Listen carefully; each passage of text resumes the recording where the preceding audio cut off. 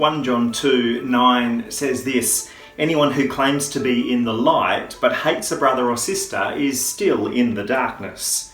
Anyone who loves their brother and sister lives in the light." This week we've been considering love one another by humility that doesn't see ourselves as important, but that evaluates others as better than ourselves.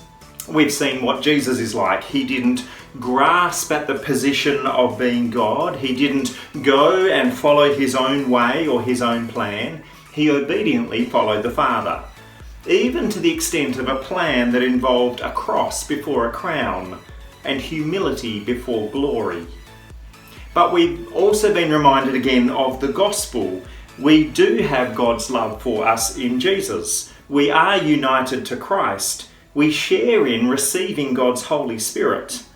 In the gospel, Jesus gave all he had to meet all our need, and that then becomes the way we relate to others, the mindset that we follow as we walk together with other Christians. We don't need to grasp at putting ourselves first. We can trust God and, in humble obedience, walk God's way.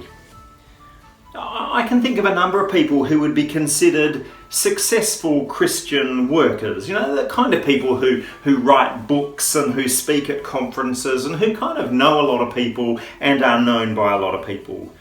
And when I think about what they were like, well, they kind of chatted with everyone and they were willing to help and serve. And when you spent time with them, they would be helpful and considerate. And they would often treat you like you were the most important person in the room.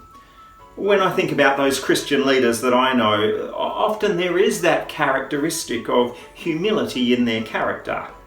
And that does make sense because it is what God calls us all to be.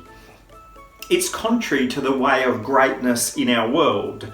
The common worldly mindset is grasp at position, and it seeks fame and then seeks to protect power and status. But for the Christian, we can go God's way and trust God.